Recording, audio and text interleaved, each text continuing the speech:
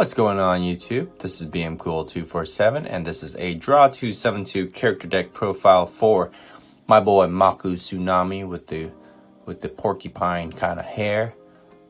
He is the OG water monster kind of guy who runs cards like I guess Fortress Whale in this case. Back in the first episode he ran those jellyfishes and the Kraken and was the Karyushin and all these crazy sea monster cards hidden in his Umi. So let's get on into it. The fun part about these character decks, they're easy to use cards, ton of variety, and a ton of nostalgia. So we're running 3 Fortress Whale. Not a lot of variety there, right? 3 Fortress Whale because this is a nice boss monster. We're running the regular Umi in this. I was going to previously run Legendary Ocean, which you may know boosts or reduces the cards down by 1, the levels. But the bad part about that is that the spell card for this requires it to be 7 or more. So that's actually counteracting the ritual, what we're going for, the ritual spell here, for the ritual monster. So that's why I'm not running Legendary Ocean, if you're asking. Which makes it a little harder to get out Legendary Fisherman, because he is a level 5. So that does require a tribute for Legendary Fisherman. So this guy's unaffected by spell effects, including Umi itself. So he does not get that boost. He wasn't going to get the boost anyways, because the Umi isn't for water. This Umi is for, let me try to show it without spoiling it. For fish, sea serpent, thunder, wow, and aqua monsters on the field. Machine and pyro do not gain from this. So 2 legendary fishermen.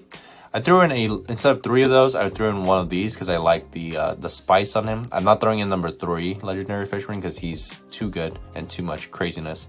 But this card's name becomes legendary fisherman on the field or in the grave. While Umi is on the field, this card is unaffected by other monster effects, so not by other spells or by spells. This card is face up on the field, so short battle leaves the field because of an opponent's card effect. You can add a level 7 water monster from your deck to your hand. Since you're not adding level 3, you're going to be probably adding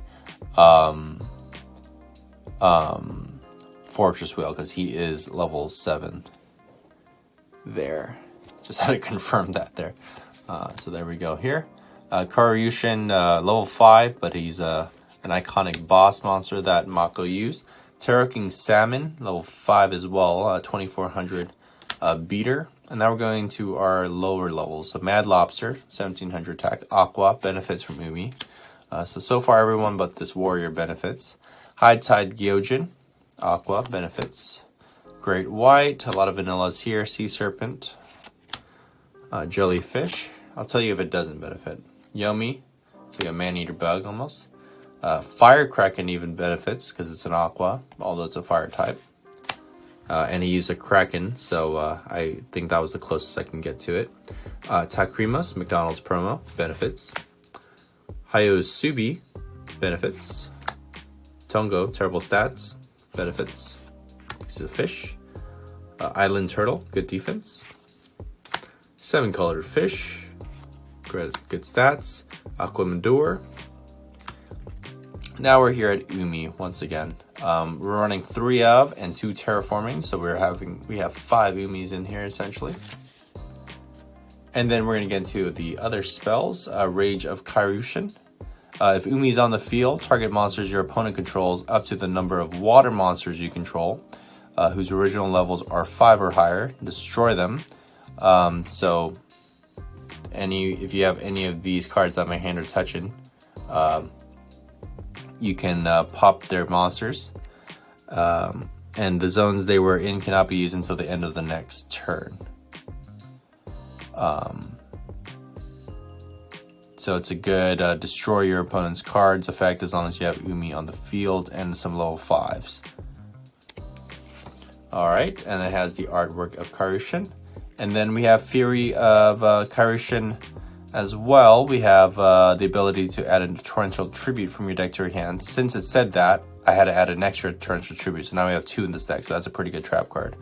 And then if a water, it has some defensive capabilities to it as well. So if a water monster were to be destroyed by a card effect, you can banish this card from your graveyard instead. So defensive. 3 Fortress Whale's Oath to bring out your Fortress Whale. So this says you need level 7 or more, hence why it didn't work well with Legendary Ocean. Salvage. Add 2 water monsters with an attack of 1500 attack or less in each graveyard to your hand, or in your graveyard to your hand. Just to bring back some water monsters in case you need to use them for your whale. We got our 4 staple cards. 2 torrential, or let me just make sure you can see that real quick. 2 torrential tributes to mostly tie in with that Fury. And it's just a good trap card, water trap card, as you can see there, of course. 1 tornado wall. So while Umi's on the field, you take no battle damage from attacking monsters. So it makes them invincible, essentially. But it's easier to get rid of an Umi for your opponent because they will have an MST or a D-spell. But this can last you for a while until they deal with that. And then it kind of forces them to use it on Umi. They're going to keep trying to get rid of Umi. And then you're going to have a tornado wall. Just one of. If you run too many, it's going to be too broken. And then 7 tools of the bandit. I know I threw on a bandit key set because it's bandit, but I like the idea of like a tool that you can use on a boat in the ocean. I feel like the legendary fisherman would appreciate that. So hope you guys like this deck profile of Mako Tsunami. It's a very fun deck and easy to use. Look at all these vanillas. Of course it's easy to use, right? So yeah, definitely play it against the other Draw 2 Summon 2 decks in this series. And hope you guys like it. See you in the next video.